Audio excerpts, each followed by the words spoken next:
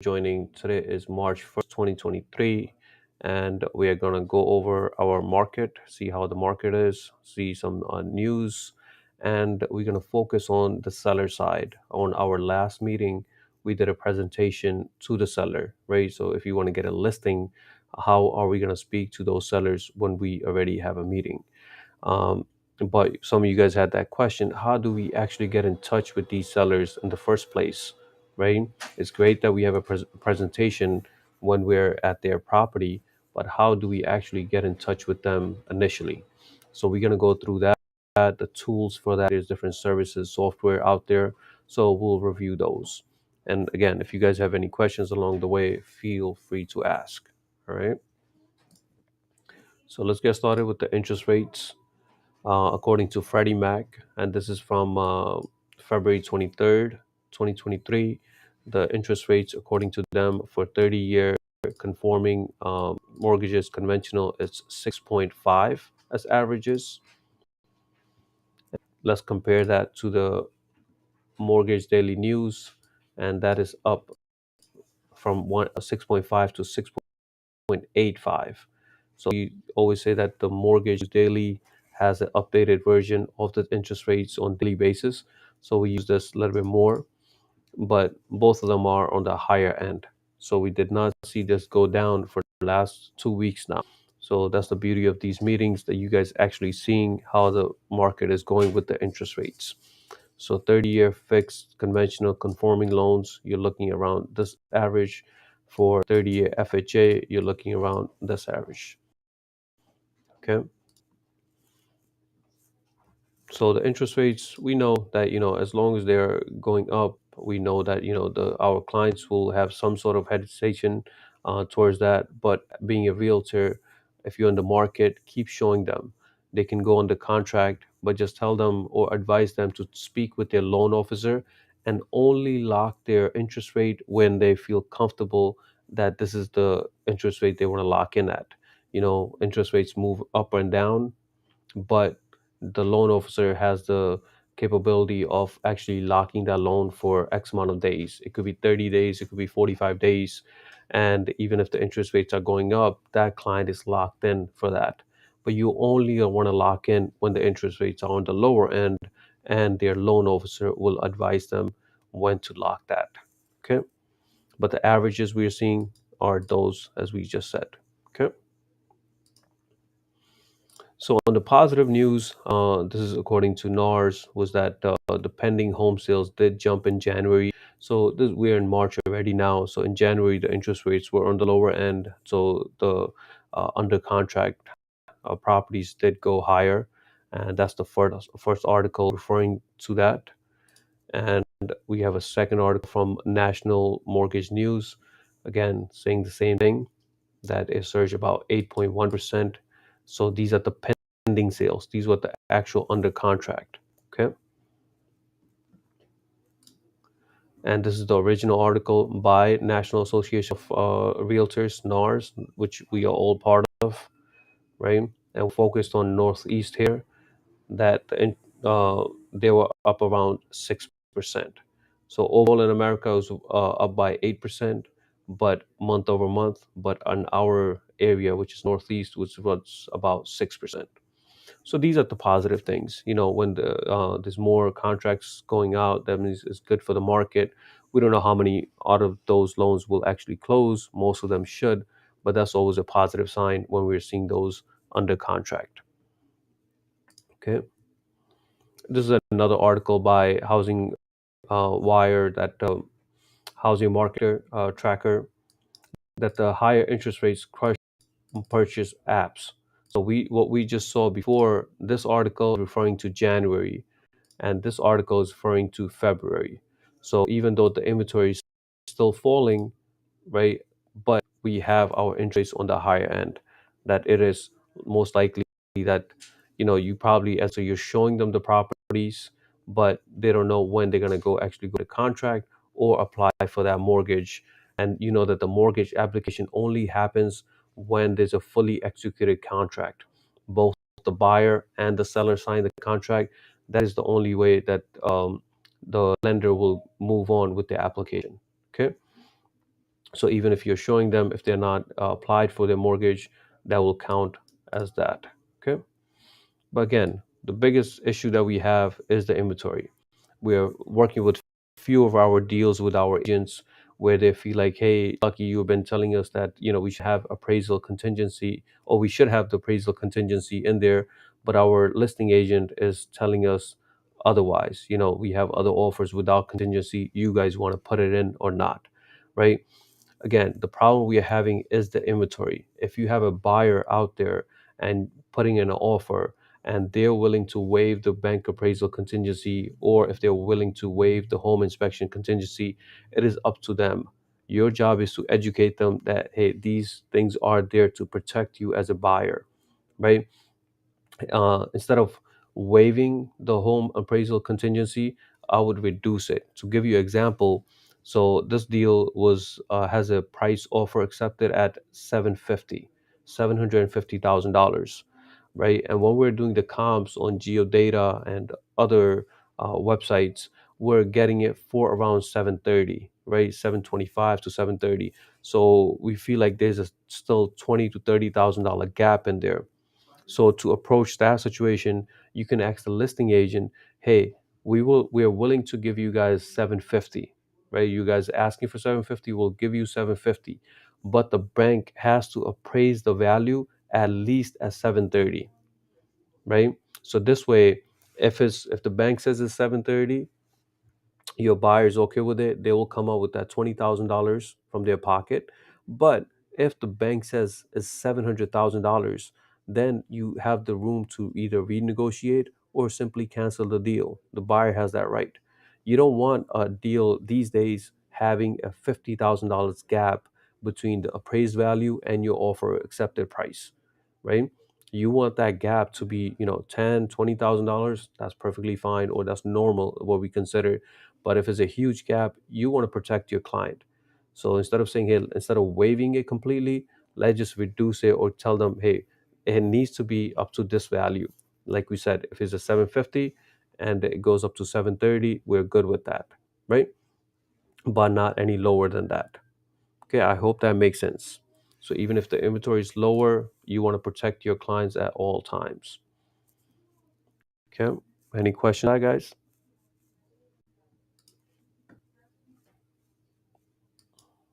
Okay. This was another article stating the same thing, that in January, the under contracts were up by 8.1%, which we just went over. And for LoopNet, guys, again, keep an eye on LoopNet with different areas. Could be Brooklyn, Queens, Nassau, anywhere you're servicing your clients for commercial side. And I'm very happy that there's few agents that's already going heavy with the commercial side. And trust me, it will pay off once you guys. The commission is a lot bigger. So encourage everybody to be at least in the know what's on the market for commercial side, right? And it's very easy. Loopnet.com, put in the area, sort it by the newest ones, and you will see the latest property up here. Okay. So please get used to LoopNet. All right. All right. So before we go into the software, we're gonna go to call up our homeowners, right? I want to go over briefly. We just want to go over briefly why list with us presentation that we did, talking to the sellers. You want to have this either a printout or on your iPad, where you can, be sitting on their in their kitchen table and just going over these bullet points, right? I just want to go briefly whatever our goals are. That is you as an agent and them as a seller.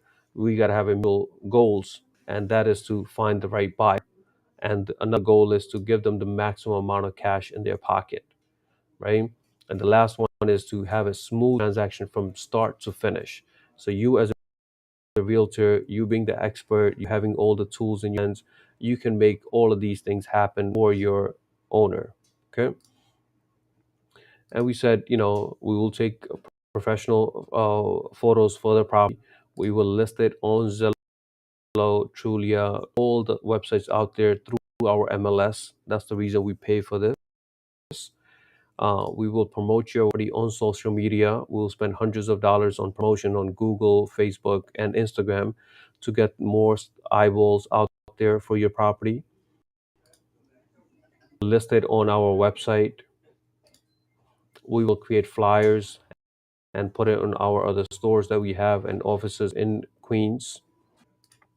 We can have a yard sale, a yard sign, not a yard sale, but yard sign, um, front of the house. And we said that if the property is vacant, you really want them to put a sign out there because it's vacant. No, But if they're living there and if they've been living there for a long time, they just feel uncomfortable putting up a for sale sign for months in ahead, right? So they just usually want to do it in silent without telling anybody that this, right? So you have to respect that and not force them to put up a sign if they don't want to, right? And Mr. Salo, we're going to be doing showings, open houses. We're going to be doing in person or virtual. And we're going to work with your schedule, right?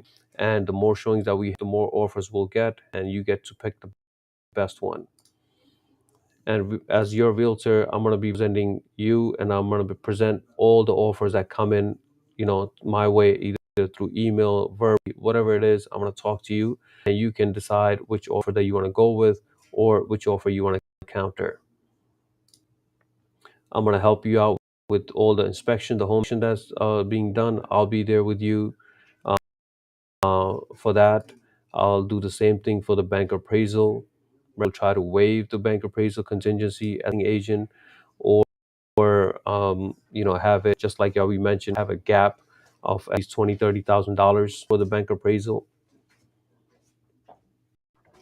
and you're showing them the comps, right? You're telling them, hey, this is your property, and if you feel like it's worth $750,000, but according to our system and tools out there, and it's showing it's around $700,000, it's best to list it at this price so you can get more eyeballs for your property, and then we can have a bidding war and still sell it for close to what you're asking for, but still listing it on the lower end. Okay, it's just one of the strategies out there. And this takeaway amount, this is probably the most important form to have for the sellers. It gives them the full breakdown of how much money they're going to take home after the closing, right? So you will list it for $600,000. They have a loan balance of 250. They have a transfer tax. If they're living in New York City, they got to put 1.8%, which is around 11,000 here. And then you have your 2% for the listing agent, 2% for the buyer's agent, and the attorney fees. So you take $600,000 and you minus all of these expenses, and you should get the takeaway amount. And you want to do these scenarios at least three different times with three different numbers. So it could be close enough numbers. It could be 600,000. The second one can be 625, and the third one could be probably 650.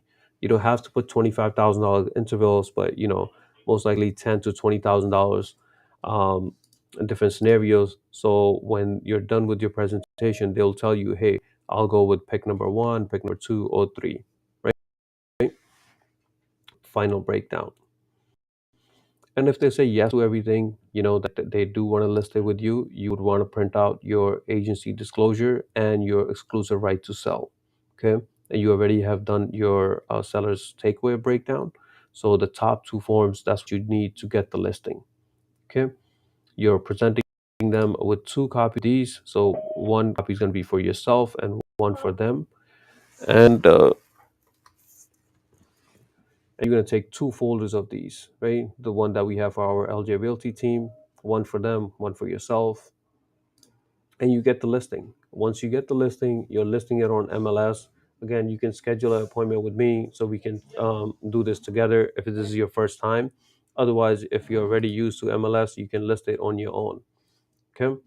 So this is a recap of what we have done. This is our presentation. You're more than welcome to add things to this, remove there, but you want to be comfortable and confident, right, when you're talking to these sellers out there, because they would ask you some things, just the process, of buying and selling. If you're brand new, you can tell them, hey, you're working with an agency where the broker is a non-producing broker, so he's not working with another client. He's just there to help us out, and that's what we are all about, to help you guys get the listings and help you guys close more deals, right?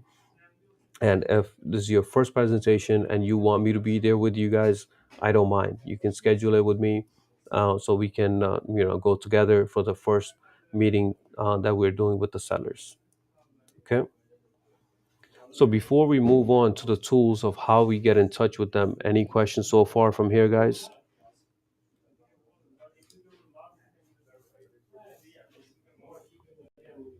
Right. All right. So in order to get in touch with these sellers, there are three different tools that we have, right? And these are for cold calling. So you get a list of all the listings that are expired, right?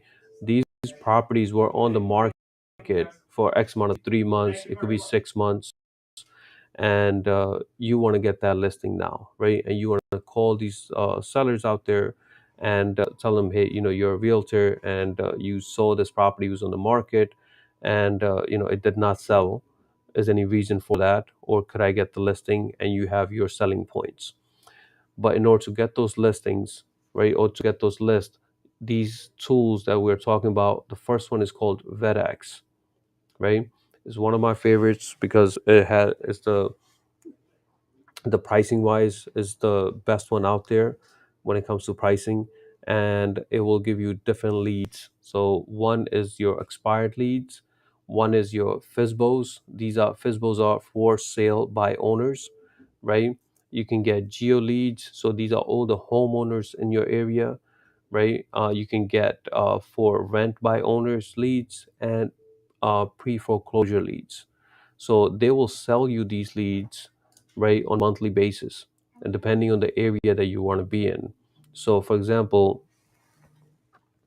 for expired listings here, right, they will give you a list of all the expired listings in that area that you choose, and they will charge you $60 for that. Okay. Or you can go with the expired plus and pay more. But anything that you try these days will always start off small. Start off with the smallest plan that they have, test drive it, see if you feel comfortable with that system. And then if you do like it and you feel like you have to go with the plus plan, then go with it. Always start off small and see how that goes. Right? So yeah, basically the tools look something like this, where it will have all the leads name on the side here. When was it updated? And this will be your panel, basically for your this will be your panel for your leads calling. These are the cold calling that you're doing. Okay. So when it goes to for sale by owners, your expired listing, they were charging $60 per month. For sale by owners, they're charging $40 per month. And again, they just give you a list of all the pro- properties are in your area that are listed for sale by owner, right? And it will give you, your owner's information. It will give you their phone numbers and all that good stuff, right?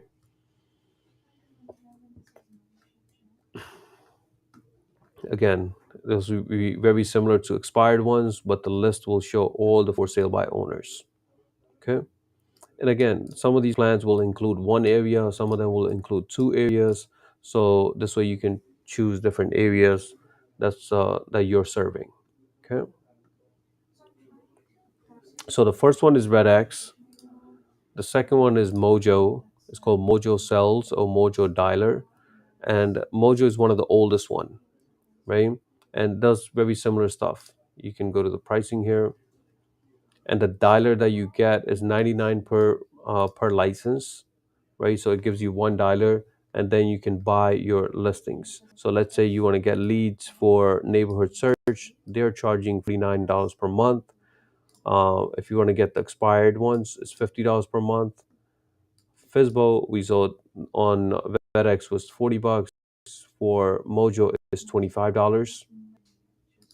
And there's more if you want to do, combine them, and you're looking at around $148. Let's say you want to get the dialer, you want to get the neighborhood search, you're paying for this, right?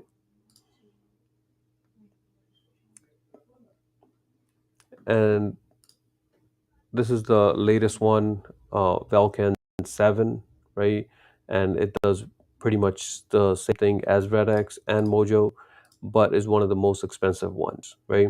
I do not recommend this in the beginning. If you're just starting out, try RedX or Mojo. There's few of them, others that are out there that does similar things, but to my knowledge, Vedex and Mojos are the top guns because they're one of the oldest one. Vedex just seems to be more accurate when it comes to more the listings information, the phone numbers and stuff like that. All leads that source that is out there. It could be Zillow, it could be Opcity or Vedex, something like that. That's 100% accurate or 100% perfect, right? If that was the case, everybody own it, right? It's just being a part of it, calling these clients and figuring it out, right? If you're calling up 50 people, you should get a few people that shows interest. If you call only 5 people, there's a good chance that nobody will show interest. The volume does matter when you're, making cold calls to these either expired listings or for sale by owners, right? So let's say you do get one of these membership for VEDX and you get for sale by owner leads, um, and you get the phone numbers and everything like that. How are we going to have a conversation with them? How are we talking to them, right? For that, if you go to our ljagent.com and you go to click on more and go to scripts, so these scripts will teach you how to talk about expired listings, open houses, buyer consultation, listing presentation, sale by owner, your database, door knocking, your new online leads that you get from Zillow and others, and objection handlers. So this PDF that we have here, you can just click on view and download PDF, and you will get this sheet here. Okay. So this PDF has about 80 pages, but I highly recommend that you guys go through this, right? So this way you guys can start having that conversation with these owners and feel comfortable doing so. So we're going to focus on page 9 to start off with.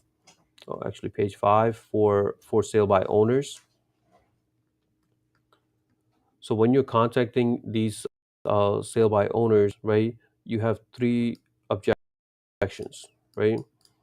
That you might want. Let's start off with this, the one that most people are afraid of, that the seller is just rude, and they're getting a lot of calls from other agents and they're just simply rude. If they are rude from day one, you don't want to work with them. It's perfectly fine. It's their loss. If not going to work with you, you can just move on to the next person. So anybody that else that shows some sort of concern when you're talking to them, you want to either have a legitimate listing appointment or just a preview appointment, right? So when it comes to a legitimate listing appointment, when you ask, to go view their property and everything like that, it's not going to happen right away, right? They're not going to give you the listing over the phone right away. So the first approach should be, when you're talking to them, it's just trying to see the property inside. It's just like how you would do it with the listing agent. You call them, you schedule an appointment to see the property inside. You're doing the same thing for sale by owners. So next time you see a sign like this, for sale by owner, on a property, and you see a phone number, call them up right away. Say, hey, my name is Julian. I'm with LJ Realty team, and I see that this property is listed for sale by owner, and I have a few clients. And could I come and see the property? Once you go see the property, and you're having a conversation with them, it will be a game changer for them and you. One is that maybe 10 other agents are calling but not setting up the appointment. You're setting appointment, and they will go ahead and show you the property. And if you legitimately have clients for that property, you can work out a core brokerage agreement where they're not listing on MLS. They're still paying you the commission to bring that client in. Okay. So either, and the other one is simply if they're giving you the listing appointment. If that's the case, that's great. Otherwise, go for the preview, uh, to preview the property itself. Okay. And what do you want to say to these guys? You want to tell them upfront, are you cooperating with agents on this sale? If they say, hey, what do you mean? You can respond, if I bring you a buyer and you net the money that you want, will you pay me a commission? Because what they're concerned about, they feel like when they have a agent involved, they have to pay, from their pocket. Yes, they do have to pay from their pocket, but whatever the net amount that they're looking for, our job is to give them the maximum amount that the market has to offer, right? So when they're doing it, like we said in our presentation, we're doing million things for them to promote that property and find that one buyer. They just feel like they need one buyer and they can get it on their own. Majority of the time they're not successful, right? So you're asking them, if I bring you a buyer and you net the money that you want, will you pay me a commission? If they say yes, then yes, you want to go on. If they simply tell you no, I'm not paying any commission, you get it from buyer side, I would leave that alone and move on to the next one. Okay. So these are there's a lot of pages on this PDF that I want you guys to review on your own for sale by owner and see how you're gonna deal with them, right? If you have any questions, you tell me about them. But it gives you simple scenarios. It gives you objection. It tells you how you're gonna talk to these guys. So that is for sale by owner. Okay. You can even ask the same stuff that you're asking the listing agent at the listing appointment, or when you're showing them. When you're meeting the seller, you same thing, or if you're on the phone with them. Hey, how's the kitchen? When was the bathrooms remodeled? When was the roof? How are the appliances? Did you change the boiler? All these things, lets you break the ice with them. And if they feel comfortable, they will ask you to come in and list their property, right? Ask them about their family situation. Why are they moving? Where are they moving? You know, all that stuff. How long been living there? Know? So all those stuffs are listed on these sheets here. Okay. Any questions so far, guys?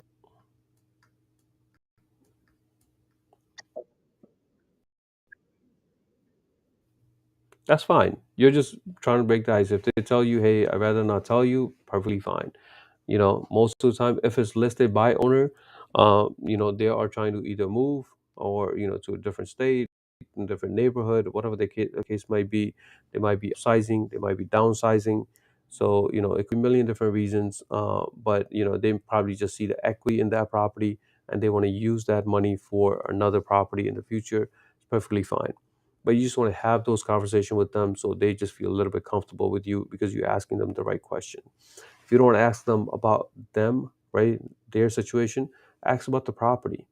Like we just said, start from the first floor. When was the renovations done? When was the bathroom remodeled? When was the roof was replaced? All the good stuff like that, right? About the property, right?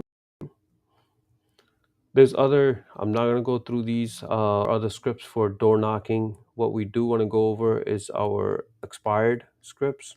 So even if you're getting Zillow leads, there's a script for that.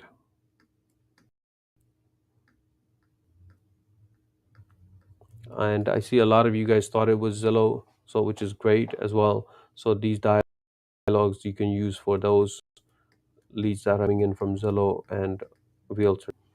And let's talk about the expired listings, right? So the expired listing were on the market for X amount of time. If the initially owner gave the right, it could be yourself or another agent, a right to sell that property, right? They have an exclusive right, but they only had it for 3 months or 6 months or 9 months or 12 months. We usually see them in 3 months interval, but it doesn't have to be. It's whatever that the seller and the agent agree to. That is the time frame that the agent has, right? So once the listing goes, it does not sell, does not go under contract, it's simply expired, right?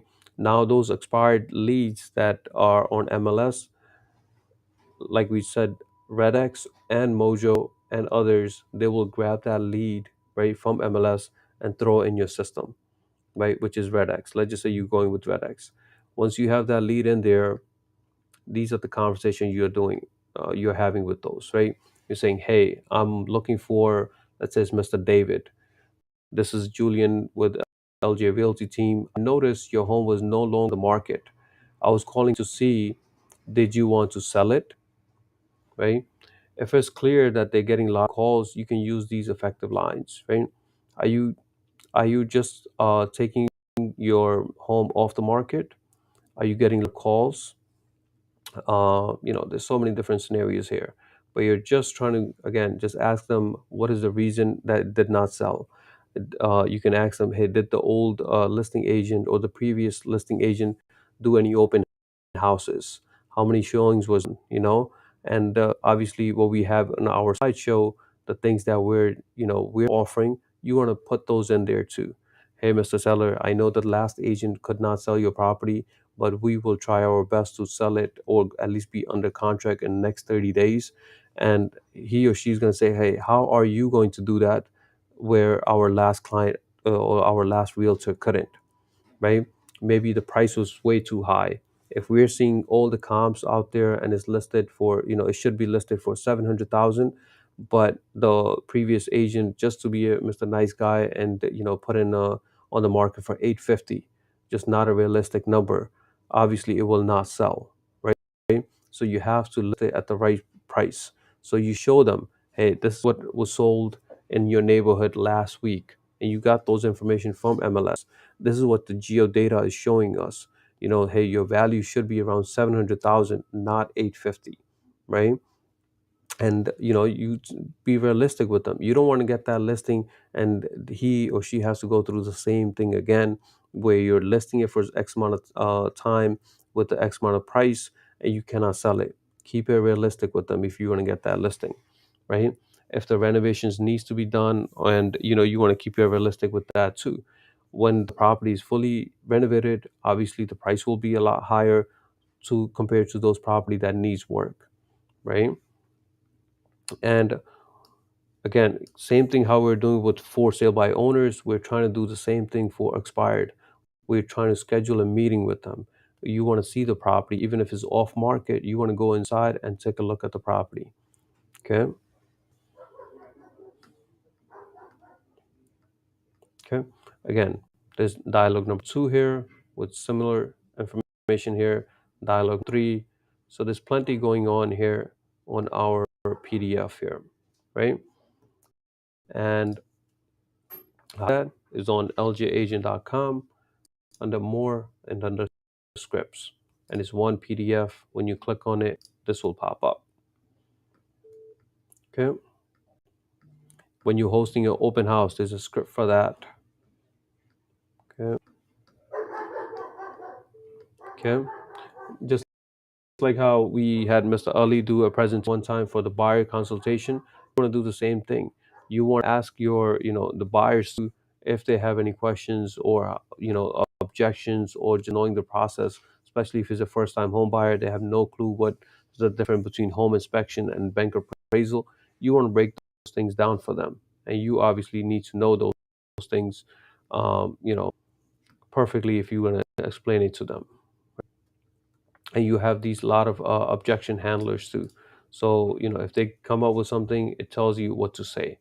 So all these things, there are about 80 pages here. This PDF was recently uploaded to our, I will share that in our chat and in our WhatsApp, so you guys can review this time. Okay. And listing presentation, this piece here from page 49 and on, this is pretty much what we are covering in our presentation in Canva here. Okay. So you guys tell me if you guys have any questions, but just to give you an overview, when it comes to the sellers, if you see a for sale by owner sign, call them. If you see expired listing, call them. And when it comes to, you're just trying to see the property inside, always when you're going there, go with your business card in hand and just view the property. Just like how you would be doing it with your buyers, this is you going alone, taking a look at the property and trying to get that listing. Okay. Questions, concerns, anything in your mind, guys?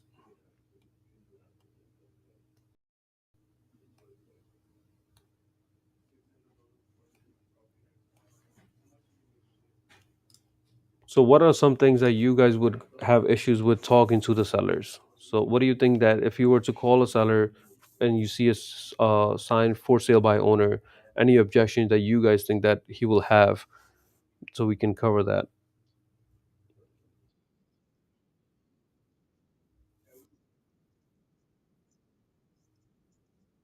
Yeah.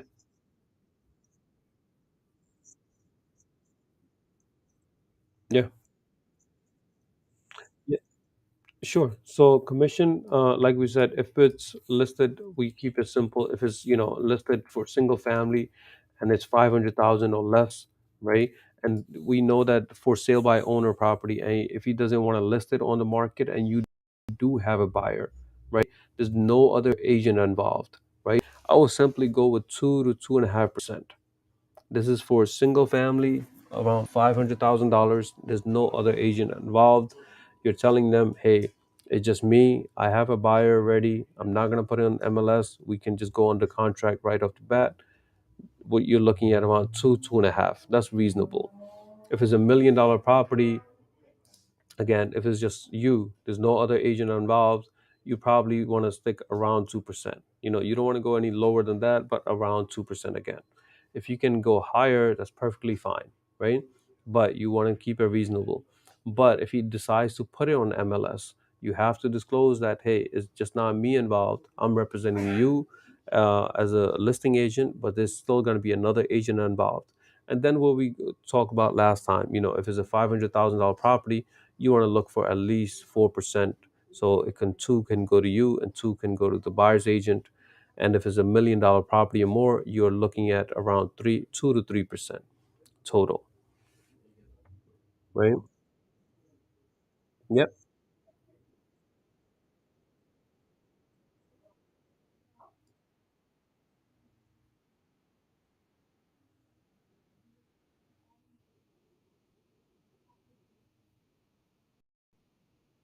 Technically, you can. Yeah, dual agent you can, but usually a owner that was putting it on MLS, without putting it on MLS, and he was doing a for sale by owner, they tend to pay less commission. So if you ask for, you can work that out. You can agree on it. Hey, if I get the listing and if I have a buyer, I want to get maybe 4.5% or 5%. If it's listed on the market and another agent comes on, then I need to get 6%, 3 and 3. You know what I mean?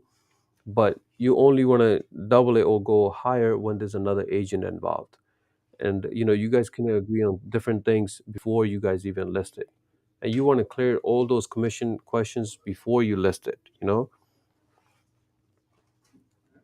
And any property that's listed for more than a million, usually two and a half, between 2 and 3 is the highest they will pay total, not 1% total. So when you're looking at $1 million property and you get 3%, that's $30,000, right? And usually that's the maximum they want to pay, depending on the owner, unless you can get them, a really high price. But over $1 million is hard to find anybody that's willing to pay 5%, which is $50,000. So 3 is the highest that we usually see.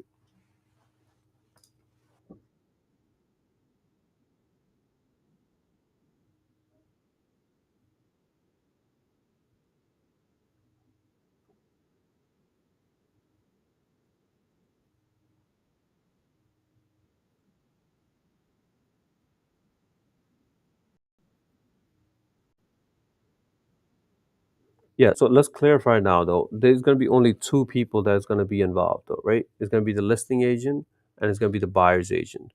If you happen to see a broker's agent, that means there's no buyer's agent.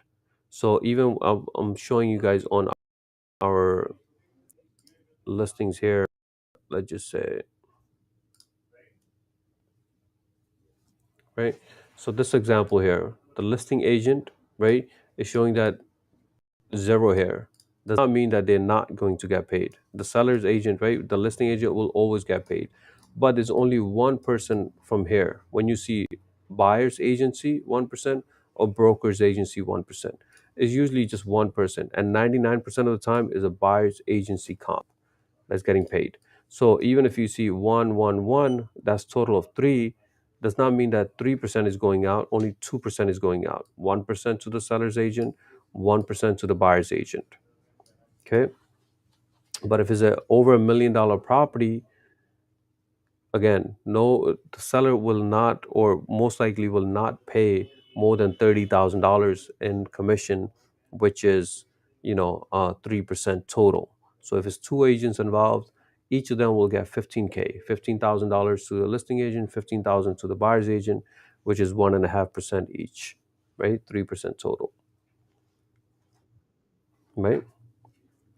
What else? So that's the commission. Commission is the biggest one, and when you're having that conversation, right?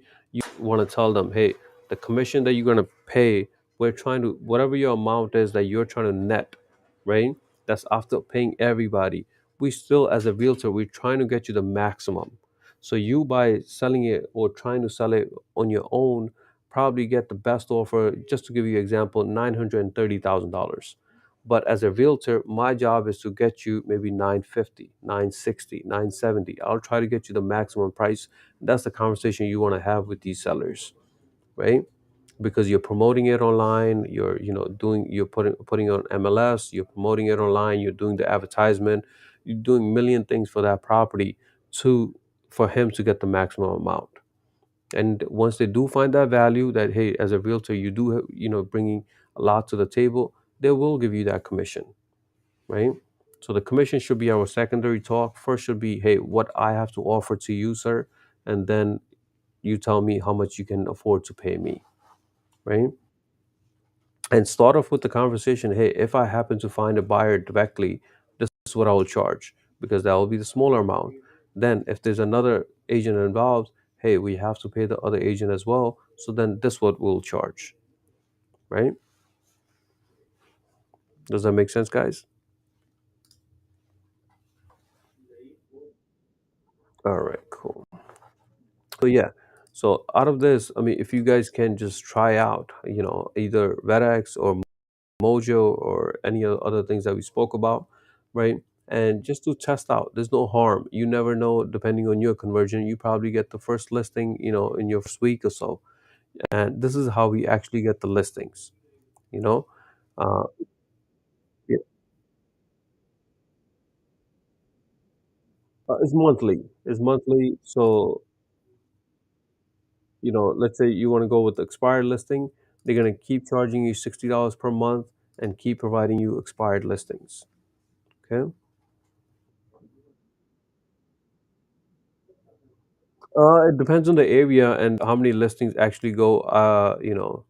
Um, that actually expires in that area. So there's no fixed number there,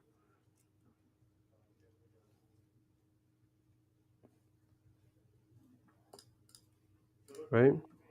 So yeah, even you can get expired listings from MLS as well, but it does not give you as detailed information as BedX would. Too, it will take listings information and it will check other public records, and it will give you the addresses, the phone numbers, including cells included, right? For those. So obviously you're paying for the service, but it will give you enough information where you can convert them to be a listing agent for yourself, right? And like I said, I have in the beginning I have tried both. Mojo was my first thing that I tried. Then I had a VetX. This is way before when we got started and everything, and they do convert. I mean, it just depends on how many calls that you're doing. We're giving you guys the scripts. We on this from LG Agent, we're telling you where to get the leads, which is VetX. We're telling you the selling point, how to talk to them, and your job is to just use it and actually make it happen. Put in the time and actually call these people and try to get. And just remember, one listing is equal to thousands of dollars in commission. When you guys spending the time here, or you spending your time on VetX, it will pay off in the long run. Okay, nothing is overnight. Will not, just like how we said, any advertisement that you're doing, you will not see the results right away. But if you're consistent and you're doing it on daily basis, it will make a difference, and you will see the results eventually. Okay. Any other questions, concerns on your mind, guys?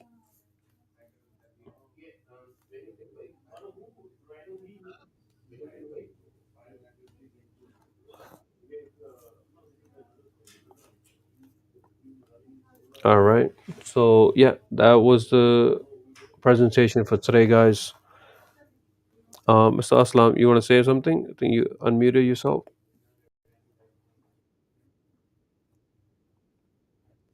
Sure. Sure. Sounds good. Yeah. Yeah. So again, we just want to show you that these tools are available. They're optional. They're not required for you to use, but we highly recommend them because they do convert. Even on you can see on their homepage, you can see all these companies out there.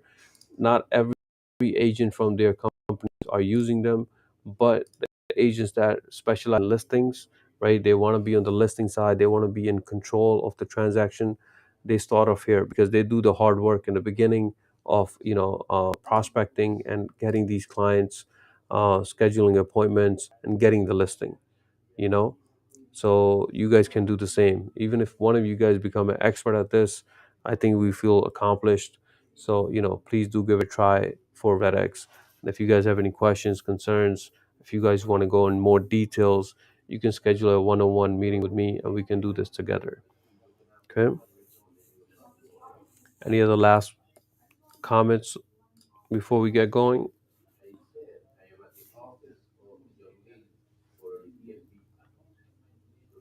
All right, guys.